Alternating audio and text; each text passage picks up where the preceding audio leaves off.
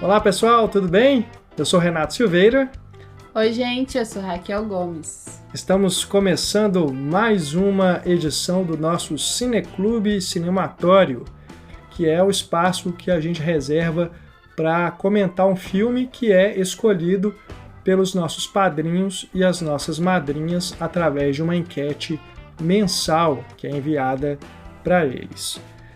Para esta edição, a gente veio aí na esteira do Oscar 2019 e a gente fez uma seleção de filmes historicamente injustiçados pela Academia.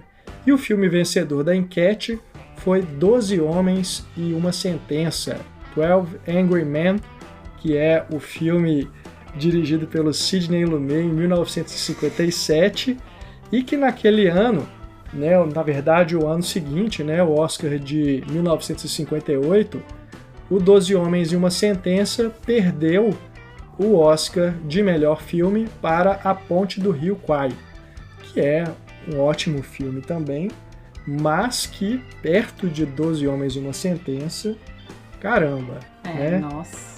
É um dos filmes mais injustiçados da história do Oscar.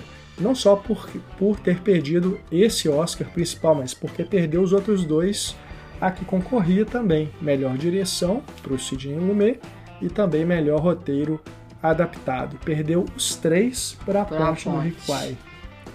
Essa ponte foi determinante, assim. A Ponte do Rio Kwai é um filme, um drama de guerra, que tem a sua importância histórica. É um bom filme, dirigido pelo David Lean, que é um grande cineasta também, que pode ser comparado e colocado lado a lado com o Sidney Lumet. Mas caramba, não tem como. E naquele ano também competia a melhor filme Testemunha de Acusação, do Billy Wilder. Ou seja, dois filmes de tribunal, porque o 12 Homens e uma Sentença, assim como Testemunha de Acusação, são filmes que estão lidando com um caso e as tramas são parecidas, porque tem ali uma discussão envolvendo uma reviravolta, no caso que está sendo julgado. E é até difícil dizer qual que é melhor, porque o Testemunho de Acusação também é muito foda. Mas eu não vi o Testemunho de Acusação. Ele se passa no tribunal mesmo? Também num tribunal, porque esse incrível, acaba que é mais fora do tribunal, Tipo, é da sala do júri, mas júri. É dentro do prédio do tribunal, Esse durante o Testemunho de Acusação é na sala do julgamento mesmo.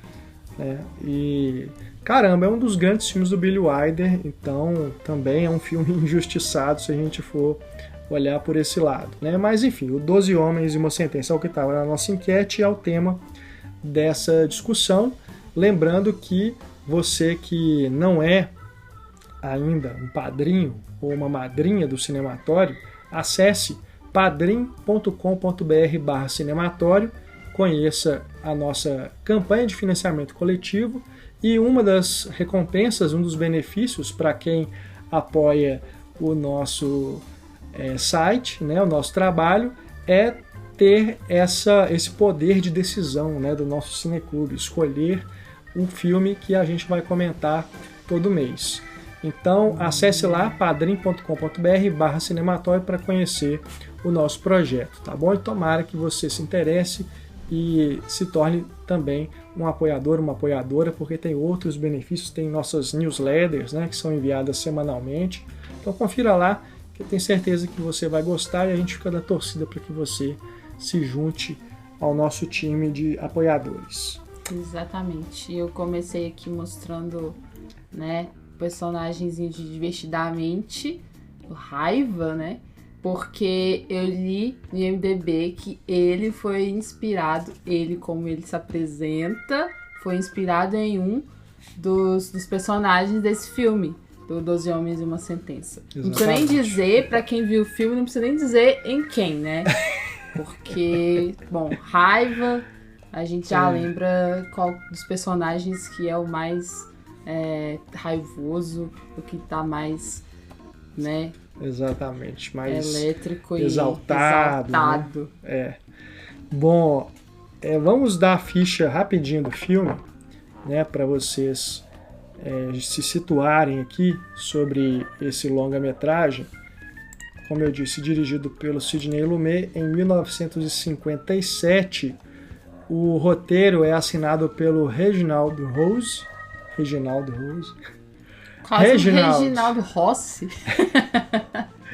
Reginald Rose, né? Reginald Rose. Isso. E ele também é um dos produtores do filme, junto com o Henry Fonda, que é quem encabeça o elenco, né? O elenco formidável, que tem aí também o Jack Warden, o Lee J. Cobb, o Ed Begley, E.J. Marshall, entre outros.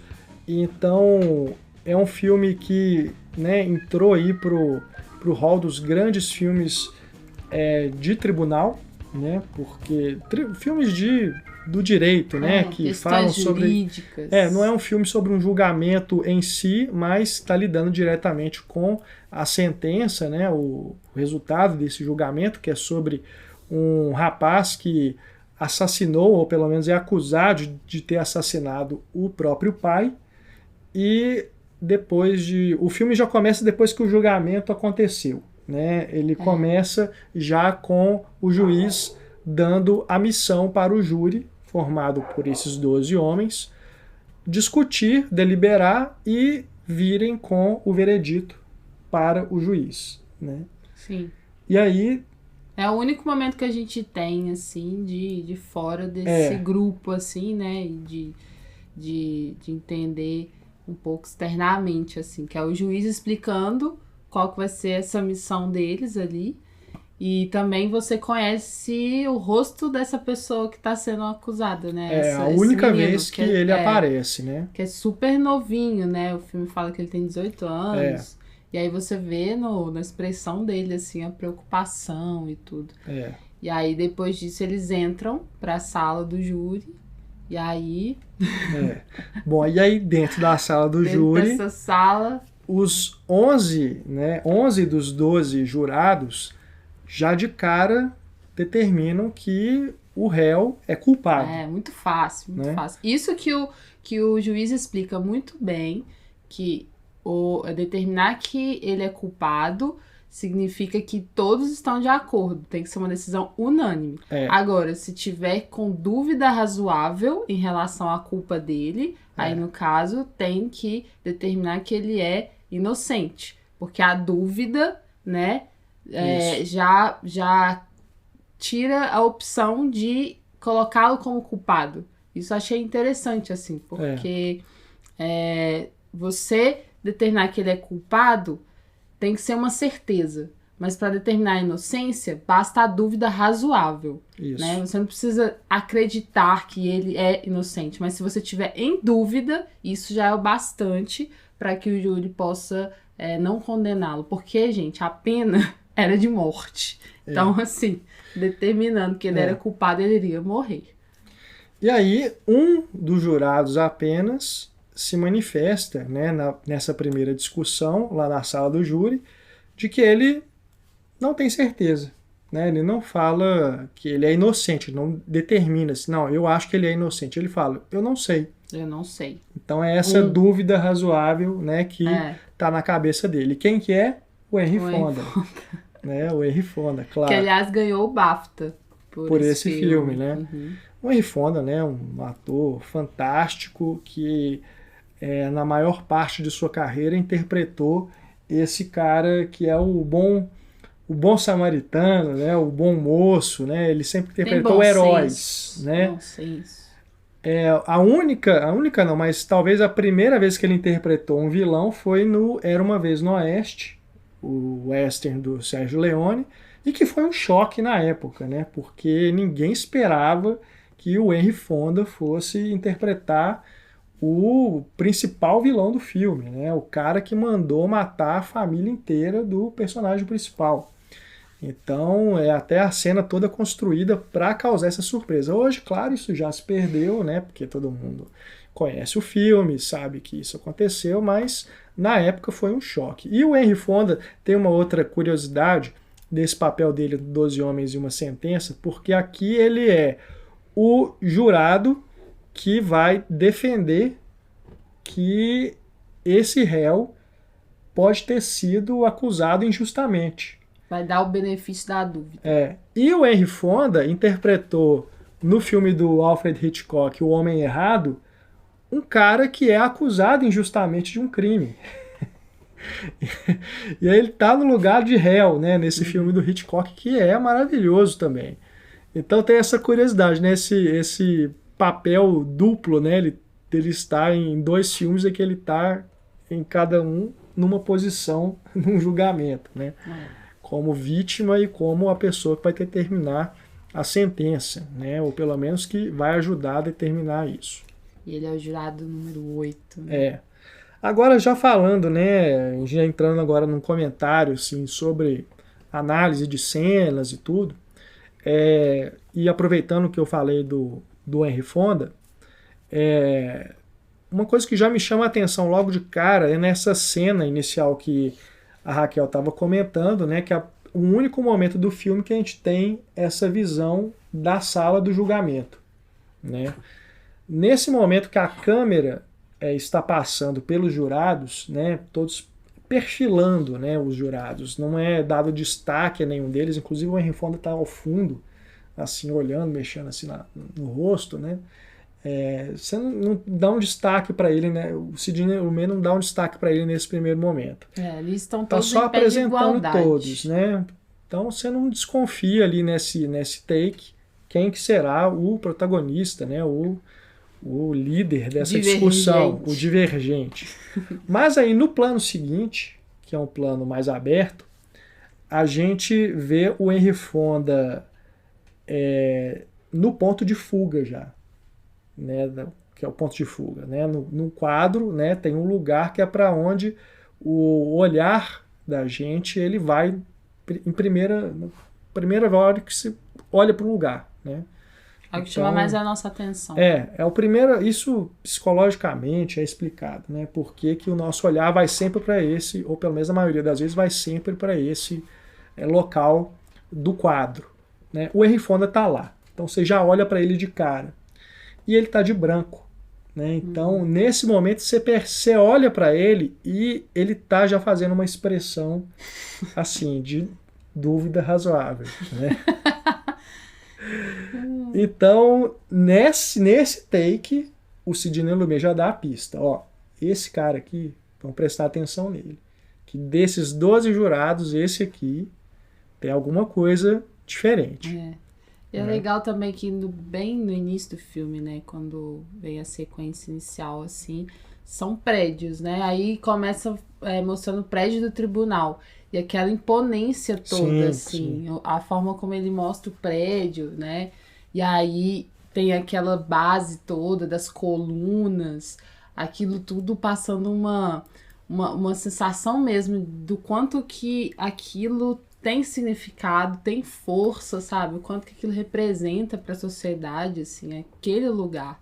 E aí, quando vai... Eu acho interessante que quando vai para as pessoas, já não tem mais essa câmera de exaltação, sabe? É mais para colocar no comum, assim, né? Tipo, igual você falou, estão colocando todos ali em igualdade, né? Tá mais ali na linha deles, mesmo da altura deles. Então, eu achei interessante, assim, essa contraposição entre a importância desse prédio, mas, na verdade, as pessoas que estão ali julgando, de certa forma, elas são pessoas comuns, né? Porque é um júri feito por pessoas da sociedade.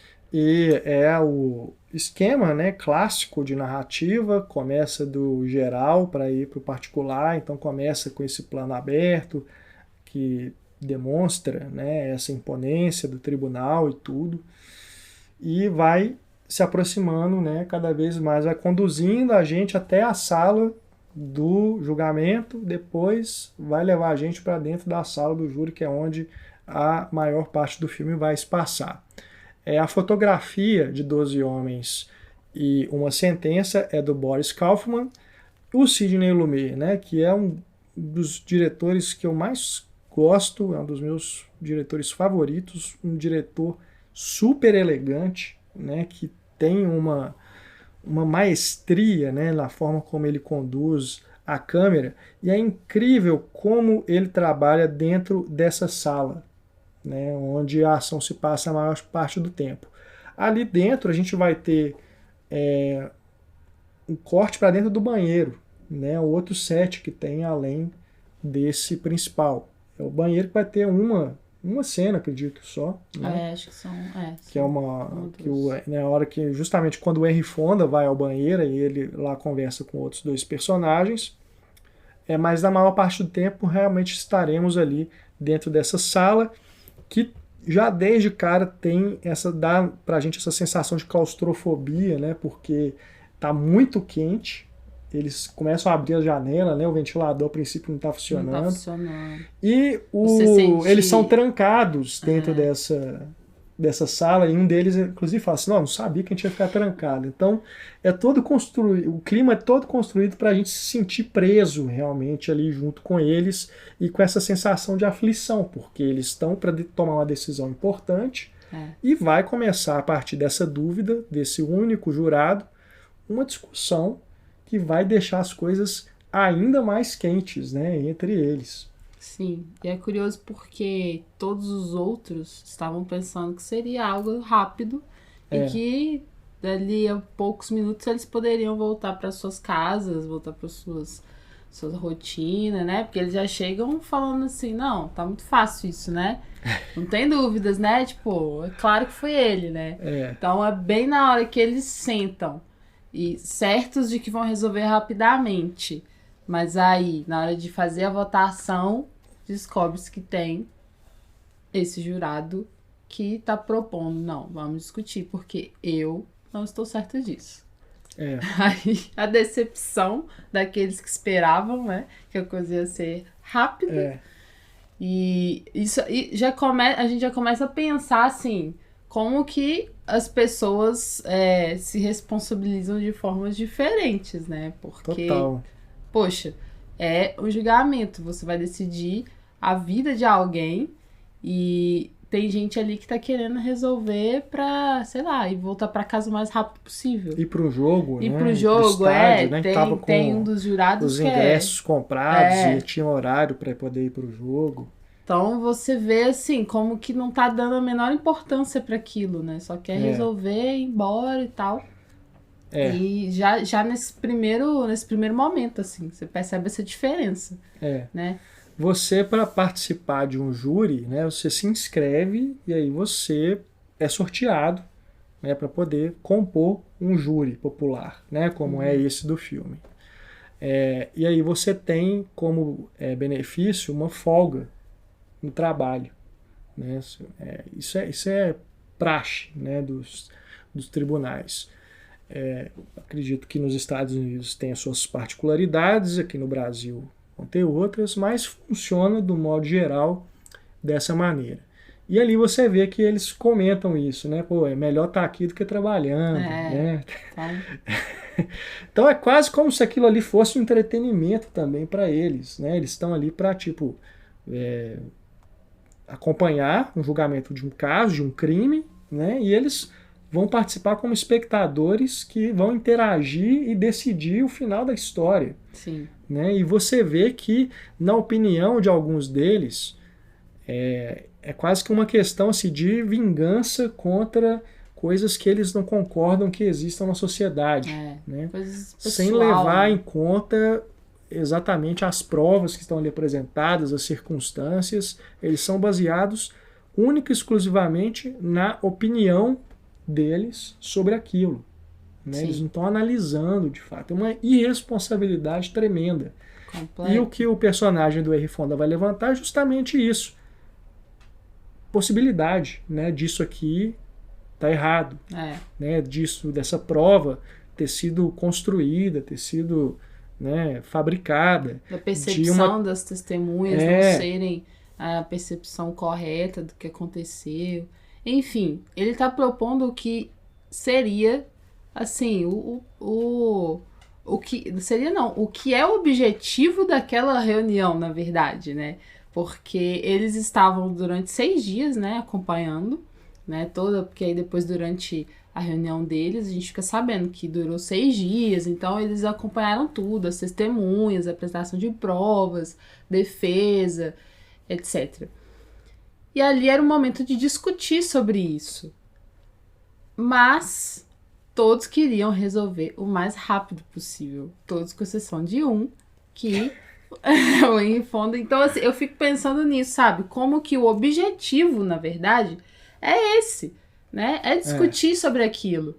Mas as pessoas, elas estão mais interessadas em simplesmente ter esse poder, decidir sem pensar muito sobre. Porque também o pensar sobre, o se questionar, o partir de questionamentos que não são superficiais, exige muito mais das pessoas. E nem todo mundo está disposto a isso, sabe? Ainda mais depois de 6... né? Do e se. Exato. E, assim, o personagem da Henry Fonda é sensacional porque ele já tem essa coragem de ir contra uma grande maioria, né? Uma maioria esmagadora. Ele é o único. Cara, eu tenho muita inveja do poder argumentativo do personagem do Henry Fonda e também da frieza com que ele fala, né? Porque ele não se deixa abalar, mesmo nos momentos de mais embate, né? De realmente você ver que tem um confronto ali que pode, inclusive, partir para uma agressão física, né? Ele se mantém impassível, né? Sereno, né? Se controlando. Talvez por dentro ele não está tão calmo como ele aparenta, mas ele não deixa a emoção aflorar, né? Ele consegue se controlar diferente de outros que estão ali. Que ele está colocando a razão acima dessas particularidades afetivas mesmo, né? E assim, é muito legal você perceber que ele está com esse terno branco, né, que já transmite essa postura diferente, não só de ele estar pela cor diferente dos demais, mas também do branco passar essa paz, né, que é esse personagem que é um dos, se eu não me engano, é só ele mais um que a gente sabe o nome realmente, né? Porque eles perguntam um para o outro. Os outros todos são números, né? Jurado número 1, jurado número 2 e assim por diante. O Henry Fonda é o 8, e o outro, eu estou vendo aqui na lista do elenco, o 9, que é o Mark Cadell, que é o Joseph Sweeney. Né? São só esses dois que a gente acaba sabendo o nome durante o filme inteiro.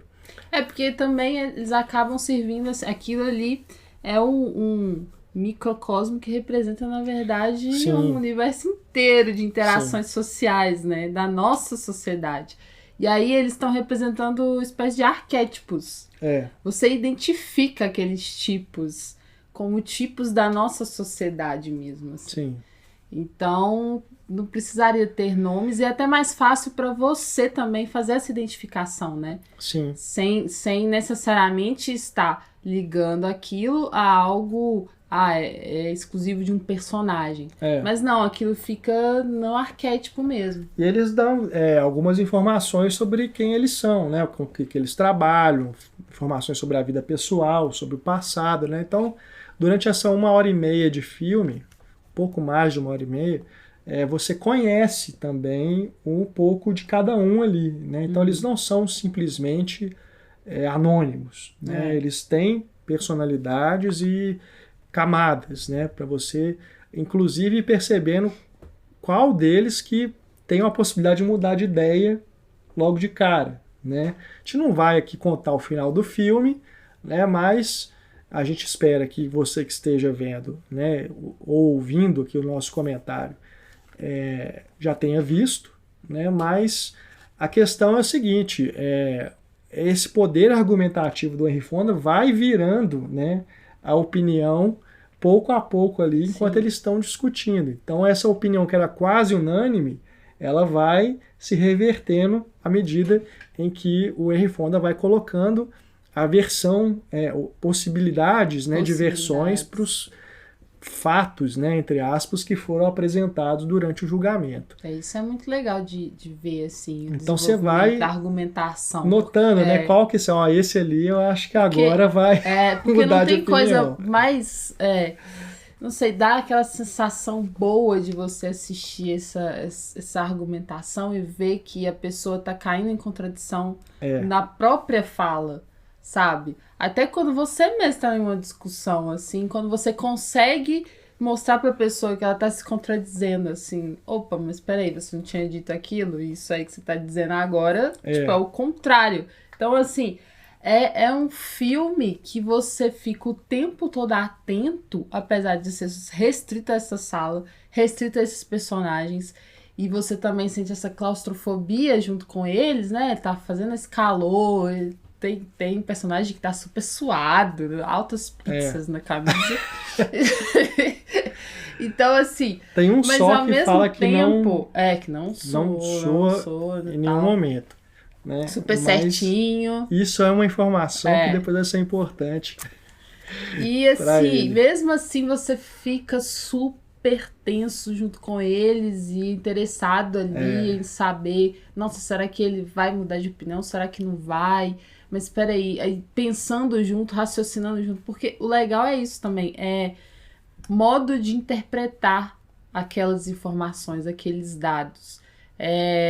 Chamada hermenêutica. Eu acho que esse filme, ele deve passar muito em escola de direito, deve passar muito em, sei lá, encontros de filosofia, porque tem muito disso também, né, da filosofia, de você debater, de você dialogar, de você provar um ponto através de argumentação.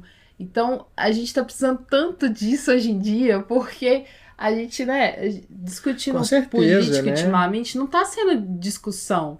Porque tá sendo exposição de pontos de vista e só. Você não se deixa afetar pelo outro, pelo que ele tá te informando.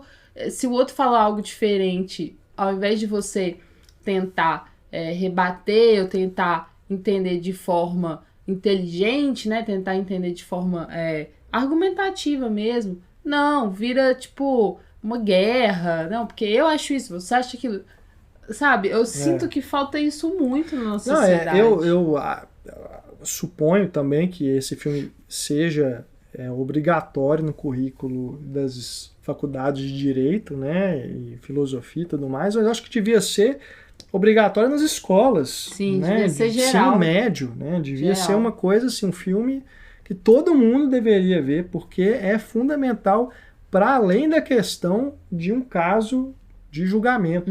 Né? São questões que estão sendo discutidas ali para a vida, né? Para o nosso dia a dia, para o cotidiano. Né? É um filme atemporal. Por isso, porque essa questão das decisões precipitadas, você acusar sem provas concretas, né? Essa polarização sem meio termo, ou é 8 ou 80, é acusado ou inocente. Né? Essa possibilidade. Aliás, o Enfoda é não 8. existe. Isso que ele sempre fala, né? Assim, it's possible. Né? Ele sempre fala isso. Isso parece que não existe mais, né? Ninguém admite essas possibilidades. Ou é isso ou é aquilo. Né? Então, isso está muito atual. Quando você vê esse filme, não tem como você não pensar nas coisas que acontecem hoje. Né? Seja contra um rapaz que matou seu pai, seja contra um ex-presidente da República. Né? As formas como você acusa sem saber o que aconteceu de fato, só baseado no que foi apresentado, sabe-se lá com qual intenção. E mais, baseado às vezes perigosíssimo. Também só num sentimento seu, num ponto de vista seu. E totalmente emocional, né? Sem razão, sem racionalidade nenhuma em cima daquilo, sem uma argumentação lógica. Não há lógica. E digo mais, tem alguns personagens ali que se deixam levar justamente por essa emoção, sem pensar nas consequências daquilo para quem está na cadeira do réu, Sim. que pode ser condenado e sentenciado injustamente, né? É um inocente que foi condenado sem ter cometido um crime, e as pessoas que estão ao redor dele, as pessoas que vão ser afetadas por aquilo também, né? Então, às vezes a pessoa está só querendo se livrar daquilo, né, daquela situação, está querendo se livrar de uma culpa que ela tem, e que não tem nada a ver com aquilo. Acaba trazendo coisas preconceito, externas, né? Às vezes um preconceito, como a gente vê aqui também. O filme é massa porque você vai perceber várias coisas que afetam a decisão e que não tem nada a ver com o caso. Absolutamente nada a ver. E que, na verdade, está sendo de extrema importância para aquela pessoa pensar daquela forma, sabe? É o preconceito, né? Com o jovem que é de periferia, né? É o preconceito com o latino, né? Porque ele é latino. Sim. Enfim, várias coisas que, na verdade, são da bagagem dessa pessoa. Valores que ela carrega, esses preconceitos mesmo, pontos de vista que ela não tá deixando de lado para avaliar aquilo de forma objetiva, que é o que se espera de um júri, né? E aí a gente fica pensando, esse filme é muito legal porque, filosoficamente pensando assim, essa coisa da objetividade também é praticamente impossível, né? Você tirar completamente essas coisas que te afetam das suas decisões, do que você vai pensar, sabe? Sobre aquilo. Mas é importante você ter consciência de que você tá colocando esses extras na sua decisão, sabe? Não simplesmente achar que você tá tomando a decisão ou analisando as coisas só pelo que te apresentou. É importante ter consciência do que é seu, do que você tá carregando ali, sabe? Pra poder compreender, não, peraí, isso aqui é algo sob a minha lente. E não necessariamente que eu estou sendo objetivo, assim, sabe? E é isso que falta também naqueles personagens que já querem, né, taxar ele de culpado e tal, porque, assim, eles não estão considerando os próprios preconceitos, as próprias lentes deles, assim. Eles acham que aquilo é uma decisão baseada no que foi apresentado durante o julgamento. E exclusivamente, né? Tanto que eles não têm nem argumento, eles só sabem falar assim, não, mas teve aquela testemunha, não, mas teve isso, não, mas teve a faca, não, mas teve aquilo. Mas é como se fosse, assim, um discurso até já decorado, né? Sim. Já decorado, sem pensar muito sobre aquilo. E aí ele vai rebatendo cada um desses pontos, mostrando que, não, você tá pensando superficialmente. Você não para pra pensar de forma profunda. Você não parou nem pra pensar que esse cara não ia conseguir ir de um ponto a outro tão rápido, por exemplo. Então, cara, é muito instigante, assim, pra gente pensar a forma como a gente decide as coisas mesmo, assim, sabe? Com certeza. Uma coisa que eu gosto muito e que ao mesmo tempo me deixa muito incomodado no filme, mas esse incômodo ele é proposital, é esse suor, né, que está o tempo todo no rosto dos personagens, escorrendo mesmo. Porque o suor, ele é uma coisa que incomoda a gente, deixa a gente aflito, porque quando você está suando, você está num lugar igual eu e a Raquel estamos aqui agora, com as janelas fechadas, né, para tirar o barulho da rua, não incomodar vocês. Tá muito quente, né, a gente está em pleno verão, e a gente já está suando aqui um pouquinho. Então dá vontade de limpar toda hora, né? Aqui assim, embaixo do nariz, né? Na testa. E é isso, quando você está suando, você está fazendo uma caminhada, né? Você leva uma toalhinha, está na academia, né? Você limpa o suor toda hora. Você quer tirar aquilo que incomoda, né? E a sensação que o filme passa pra gente é essa, porque você tá vendo aquele povo suado, escorrendo, dá uma aflição que você quer limpar também. Então você fica aflito junto com eles. Tanto que quando começa a chover, né, em determinado momento do filme, aquilo dá, você até sente junto com Sim. eles uma Refrescância. refrescância, né, por causa do tempo que fecha, e vai ser, imagina que vai ter mais umidade, né, e eles ligam lá o ventilador, né, descobrem que o ventilador está funcionando no fim das contas, você vai sentindo né, esse alívio junto com eles. Então eu acho muito legal, né, como que isso foi construído no filme para poder deixar a gente junto com eles e causar esse incômodo, né, também no espectador. E também porque tem isso, assim, de fazer esse movimento de pesquisar, de pensar, de ir correr atrás do que seria verdade mesmo e não somente uma percepção enviesada. Eu acho que, como eu falei, assim, isso não é fácil, isso é difícil. Isso depende desse suor, digamos assim, até do próprio, sabe, da própria disposição que a pessoa tem que ter para poder se empenhar nesse tipo de debate, de discussão, né? Então eu acho que também é simbólico nisso, sabe?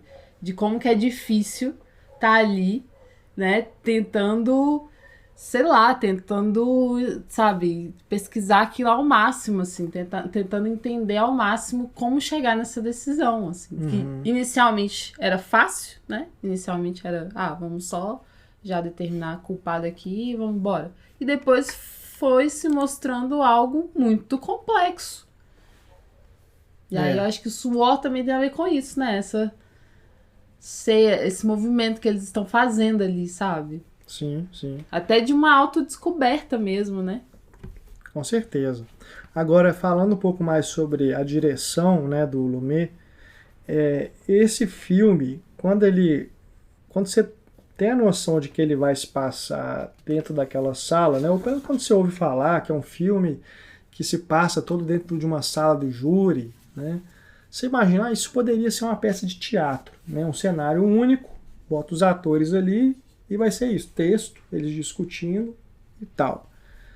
Mas logo de cara o Lumet já mostra pra gente que é cinema. Porque, para vocês terem uma noção, né? Vou explicar aqui rapidamente, porque pode ter alguém que ainda não viu o filme, ou viu há muito tempo e não lembra. Nas primeiras cenas ali dentro da sala, ele começa mostrando o Henry Fonda na janela, depois essa câmera vai se afastar e vai subir um pouco aqui para mostrar um plano mais aberto, e ela vai indo, se movimentando, né, ali dentro e mostrando, apresentando para a gente cada um dos jurados, né, eles conversando entre eles, fazendo aquela conversa casual ali antes deles começarem de fato a discutir. E nesse momento, durante esse plano sequência, ele vai tirar o Henry Fonda de quadro. Né? O Henry Fonda vai sair dali, você não vai ver mais o Henry Fonda. Então ele vai mostrando ali, eles conversando e tudo. E aí, o Lumet, ele vai quebrar esse plano sequência, justamente para mostrar o Henry Fonda fora de quadro. Ou seja, ele está separado daquele grupo. Ele pensa diferente daquele grupo. É um corte que é de pura direção, né, de cinema. Porque a partir dali você vai percebendo como que ele filma e explora várias possibilidades dentro desse único cenário. Sim. Como que ele vai trabalhar os close-ups, como que ele faz como ele trabalha esses pequenos planos bons, sequências, assim, né, indo de um quadramento para o outro, sem cortar. Como que ele movimenta a câmera, né, vindo de trás, passando às vezes por cima da mesa para chegar no rosto de outra pessoa, enquadrar dois que estão falando. Como que ele faz essa filmagem, né, por cima do ombro, né, para mostrar alguém prestando atenção na conversa que está do outro lado da mesa. São várias possibilidades, vários ângulos que ele utiliza, né? Isso tudo sempre muito preciso, né? Tudo dentro desse único cenário. Né? Então, assim, é uma aula de direção. Por isso que eu falo que e é o primeiro filme, né? É o primeiro filme para cinema dele. Do Lumet, né? Sim, sim. E, caramba, por mais que o David Lean seja, né, um grande diretor, um excelente cineasta. Me desculpa, mas se comparar o que o Lumet faz aqui com o que o David Lean faz lá no A Ponte do Rio, que cai, lembrando aqui, né? Olimpíadas do Faustão. Eu sempre lembro esse filme, na verdade ficou marcado pra mim pelo Faustão também, porque eu nunca consigo dissociar uma coisa da outra. Pensar nesse filme é pensar no quadro do Faustão. Incrível. Mas é impressionante, né? Então, eu realmente acho que é um dos filmes mais injustiçados do Oscar. Com certeza, né? sem Porque dúvida. daquele ano ali, que a gente tinha também concorrendo, né? Só dar os outros aqui. Além da Ponte do Rio Kwai e do Testemunha de Acusação que eu falei, tinha A Caldeira do Diabo e o Sayonara. Mas, enfim, né? São dois que nem se comparam a esses outros três que são melhores, né? E eu acho que A Ponte do Rio Kwai ainda é inferior ao 12 Homens e o Testemunho de Acusação. Pensando aqui no que pode ter acontecido também, é uma divisão, né? Dois filmes de tribunais competindo entre si, às vezes um tirou o voto do outro e acabou que A Ponte do Rio Kwai se sobressaiu. Mas, enfim, né? Só especulação mesmo. Já é. Enfim, bom, eu ia fazer um último comentário aqui, mas acaba que vai ser muito spoiler, então eu não vou entrar muito em detalhes, né? Mas só dizer o seguinte, que à medida que você vai acompanhando e você vai percebendo como que os argumentos, né, vão sendo apresentados e cada um vai pensando, né, naquilo e mudando de opinião, como que os últimos, né, vão sendo confrontados, né, pelas próprias contradições e pelos próprios preconceitos.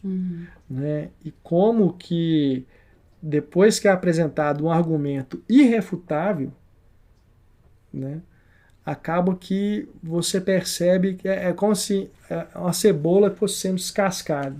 Né? Quando chega no último, né, na última camada, não tem mais como, aí a pessoa, né, acaba assim, não, entrego. Desisto, né, não tem mais o que eu falar. Né? Se eu continuar aqui me mantendo, né, né, como é que fala? Irredutível.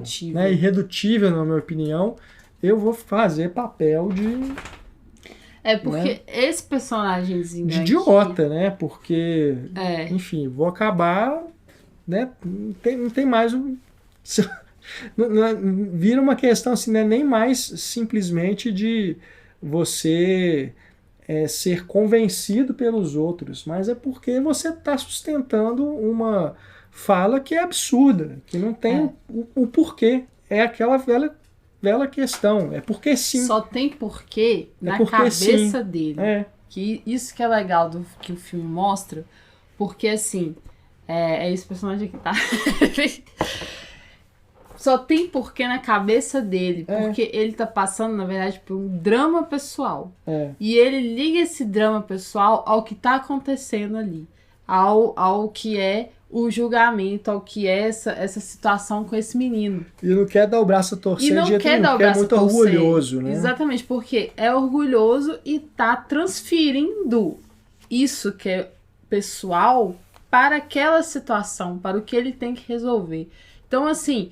Na cabeça dele, claro que faz todo sentido, porque é algo pessoal, sabe? É crença dele, é preconceito dele, é forma de pensar que ele tá tentando impor aos outros. E falta de empatia. Total. E aí, os outros vão percebendo essas falhas e vão, né? E vão mudando a sua opinião. E aí, eu não posso comentar tanto, senão vou dar spoiler. Mas o que eu queria dizer era isso, assim.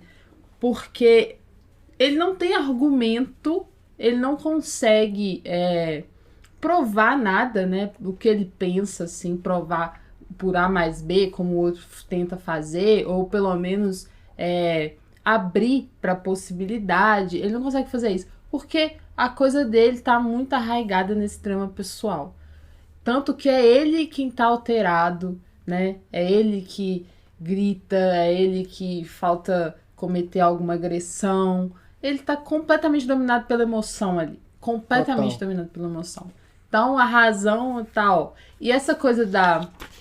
É claro que também eu acho que o filme também dá pra gente pensar sobre essa coisa da racionalidade, o quanto que ela também não é suficiente. Ela é necessária, mas ela não é suficiente. Porque, por exemplo, precisou também de um movimento empático. Precisou da empatia para essas pessoas pensarem de forma diferente, né? Então, se fosse só pela racionalidade, talvez elas não conseguiriam também acompanhar.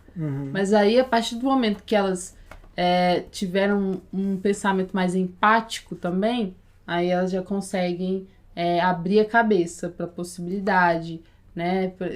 Tem uma hora lá que eu acho ótima, por exemplo, quando eles falam dois personagens falam de uma mesma coisa, só que de maneiras diferentes, assim. Um fala que, todo polido, que já se espera desses jovens que saem de favelas, que tem esses comportamentos. E outro fala assim, esses meninos aí que é de favela é praticamente lixo. Então, assim, um fala de uma forma super polida, o outro fala, sabe, dessa forma rasteira mesmo, xingando, mas ambos estão falando da mesma coisa, que é esse preconceito, né? E ali, entre eles, tinha uma pessoa saída da favela, uma pessoa que morou em favela, assim. Então, essa coisa de quebrar esse preconceito, de quebrar essa viseira, tentando pensar, né, de forma empática também, assim. Então, nossa, dá pra discutir tanta coisa, assim, porque também tem essas discussões de como que a gente pode chegar a uma verdade, né, essa coisa da natureza humana mesmo, de se colocar sempre, dessas emoções, desses dramas pessoais. Tem ali essa sensibilidade, tem o idoso, né? Sim. Que tem uma sensibilidade que ninguém teve, nem o próprio personagem do Henry Fonda, tipo, coisa que tava sempre o personagem do Henry Fonda apresentando as coisas, esse personagem do idoso. Que isso é interessante, né? Porque não é só o Henry Fonda convencendo todo mundo. Exatamente. Os outros começam também a apresentar outras possibilidades que o Henry Fonda, a princípio, não tinha pensado. Exatamente. Né? E ele fala assim, não, isso que ele falou realmente faz sentido. Então ele vai aflorando os questionamentos nos outros, assim. Isso é muito legal, porque ele não vai também só colocando, né? Ele vai dando a possibilidade para os outros repensarem outras coisas, assim. Aí, por exemplo, esse idoso tem essa informação que é super legal, assim, de observar algo na testemunha que ninguém tinha observado. Porque a princípio você pode até desconfiar, mas assim como os outros jurados, né, assim, por que só ele tem essa dúvida? Né? Será que ele Qual tá que é o querendo interesse liberar né? esse menino, enfim, tem alguma coisa? Isso passa pela cabeça mesmo. Mas aí depois você vai vendo, né, com as outras opiniões, né, que não é bem assim. Né? Tem também essa questão... Ele tá fazendo o que é certo. Né? Tem ali também essa questão do desinteresse, né? Esse personagem que tá completamente desinteressado, então pra ele, assim, ele tava defendendo uma coisa. Aí viu que a galera tava defendendo outra coisa, aí ele, então tá, vai ser isso.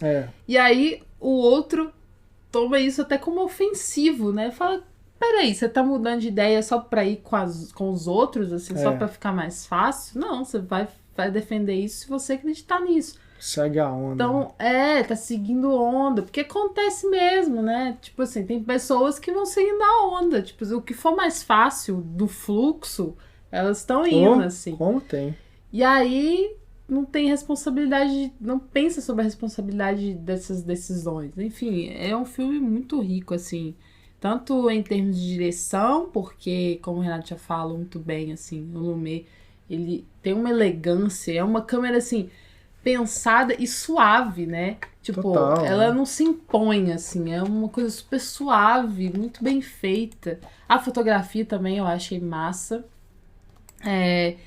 Mas essa coisa dos temas que estão emergindo dali, sabe? Os temas que estão aflorados e isso dá pano pra manga demais, assim. Dá pra você discutir N coisas a partir desse filme, que é super interessante. Que Com tá certeza. falando disso mesmo, do humano frente a uma análise e decisões importantes. Isso dá pra você levar pra vida como um todo, né? Qualquer tipo de decisão que você pensa, que você... Enfim, É de um filme questionamento. absolutamente necessário, né? Por isso que a gente está falando que é um filme que merecia muito mais ser eleito o melhor filme no Oscar, né, do que A Ponte do Rio Kwai, que melhor que seja, não é um filme relevante como esse, né, que você assiste e vai tirar tantas coisas importantes de Pois discussões que podem ser aplicadas na nossa vida, né, no dia a dia, né, enfim.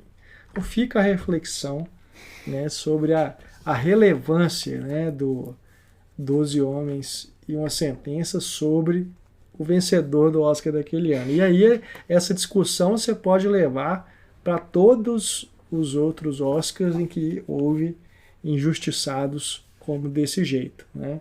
Esse ano de 2019, um deles. O que é mais relevante? O Infiltrado na Clã ou um Green Book? Né? A discussão sobre racismo é mais relevante qual deles? Pois é. É isso que a gente fala, por exemplo, quando o Crash ganha de O Segredo de Brokeback Mountain.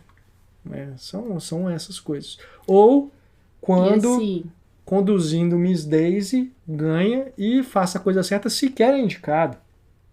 Então, e é uma injustiça 3 vezes maior. Né? E assim, a gente defende Infiltrado na Clã não somente pela importância de tema, mas também por como ele escolhe falar disso. Ali é cinema, né? A forma também. Cinema mesmo, né?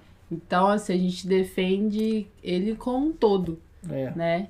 Apesar de que o meu favorito era favorito. Mas é o que eu falei quando a gente fez a live, assim. Eu, de boas, que eu aceitaria super se o Infiltrado na Clã tivesse ganhado. Agora, Green Book ganhar, entre tantos outros, foi... tá difícil de descer até agora.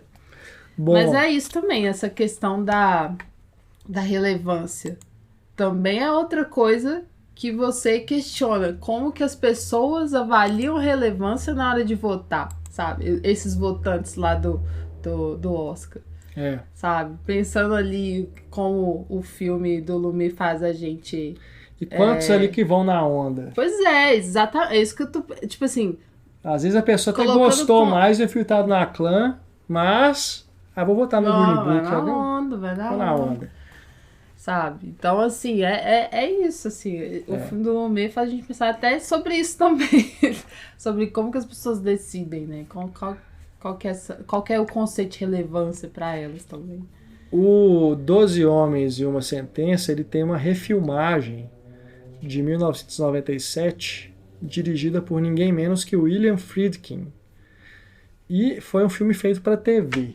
Né? Imagino que hoje ele poderia concorrer ao Oscar. Né? Ele concorreu ao Emmy naquela ocasião, porque ainda não existia a Netflix como existe hoje. Então, supondo que essa refilmagem com William Friedkin, né, diretor de Operação França, filme vencedor de Oscar, O Exorcista, entre outros tantos filmaços, né, se ele dirigisse hoje um remake de 12 Homens e uma Sentença para a Netflix, ele seria indicado ao Oscar. Sim. E quem sabe faria justiça ao filme do Lumet. Não sei, eu tô falando aqui, tô supondo, tô brincando também. As possibilidades. Mas é porque na verdade, eu não vi esse remake. Também não. Né, de 97. Mas ele foi indicado ao Emmy e quem tá no papel que é do Henry Fonda no filme original é o Jack Lemmon. Que só de eu imaginar o Jack Lemmon nesse papel, você casting perfeito, né? Porque o Jack Lemmon também passa essa paz, né, do Henry Fonda, né, no olhar, assim, essa expressão de parcimônia. né, E eu na hora li de que falar. atualizaram também para a questão da diversidade, né? Porque Sim. no Lumet tem esse problema que é um problema da época. Você vê ali que é um júri, né, de homens, Todos os homens brancos. todos homens brancos. Aparentemente também não tem muita diferença de classe, né? Então, assim, eu li que nesse filme da nova versão, né? De que ano que é? O remake? 97. 97, então eles já deram uma atualizada nisso, assim. Por exemplo, a juíza, no caso, o personagem do juiz foi para uma mulher, então foi uma juíza. Acho que poderiam até ter colocado como jurada também, assim. Eu também fiquei com essa dúvida, né, de como que isso funcionava nos Estados Unidos nessa época, se o júri tinha que ser todo masculino, né? Provavelmente, né? Eu também não sei. Ou se era realmente o sorteio, né, que aí o sorteio calhou de ser só homens. Enfim, não sei como é que funcionava, né? Se alguém tiver alguma informação, compartilhe com a gente aí nos comentários. Mas você, hoje, né, com esse olhar que a gente tem, e tem que ter mesmo, sobre essas questões de diversidade, você bate o olho e diz, não, isso aqui tá... Até de idade tá também, muito, né? Muito homogêneo. Né? Todos ali também com mais ou menos a mesma idade, tirando o senhor que é mais idoso, o restante são todos da mesma idade. Não tem um jovem, por exemplo, que poderia pensar diferente, assim, um olhar diferente para um outro jovem. Sim. Né? Que também rola isso, rola esse embate entre gerações, né? Sim, sim. Então, pelo menos essa versão de 97 já dá uma mudança, né? Mas eu imagino que se fizerem um remake hoje, aí ou vai dar uma equilibrada, ou então vão fazer tudo com mulher. 12 mulheres e uma sentença. Seria interessante. Agora, o título... Perdão, viu, gente, que minha caneta caiu aqui. O título original, né? 12 Angry Men. Ele é um pouco estranho, né? Porque angry significa irritado, raivoso, né? E tá falando que os 12 são irritados e raivosos. E não é bem isso, né?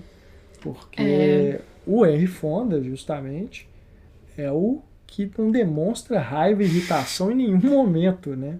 Também achei, assim, estranho por ele, assim. Porque ele não tem essa demonstração mesmo de emoção. Talvez seja mais a questão do clima mesmo, dos 12 ali dentro, né? Que, né, essa coisa que a gente está falando da aflição deles estarem ali presos e nesse debate acalorado. Talvez seja isso, esse angry mais pro lado da aflição e de tudo que tá ali, né? Tão... latente também, assim. Bom, mais alguma observação, Raquel? Algum comentário que você queira fazer? Então, você tinha comentado do figurino dele, o oposto do figurino do personagemzinho amável. O Raiva. Ele aqui, ele tá sem o paletó, mas o paletó dele é preto. No final, a gente vê a cor do paletó dele, né? Aliás... Que alguns tiram, porque tá tão quente que alguns, óbvio, vão tirar o paletó. Mas tem uns mais certinhos que não tiram nem no calorão, né? Porque a cena final que envolve o paletó é maravilhosa, né? Sim. Aquela cena, aquele gesto diz tanto sobre os dois personagens, né? Que é uma conclusão perfeita pro embate entre os dois, né? Que é travado ali do começo até o fim. E só não vou falar que esse é o desfecho, porque o plano final também vai mostrar os dois, né, saindo ali do tribunal, e você também vê a reação deles, né? Eles estão pequenininhos lá na tela, porque é um plano aberto, plano geral, mas você vê, né, como que cada um está reagindo na saída ali do julgamento. E aí, vida que segue, assim, que é muito legal também, porque, né, todo aquele microcosmo em ebulição, aí quando termina, vida que segue.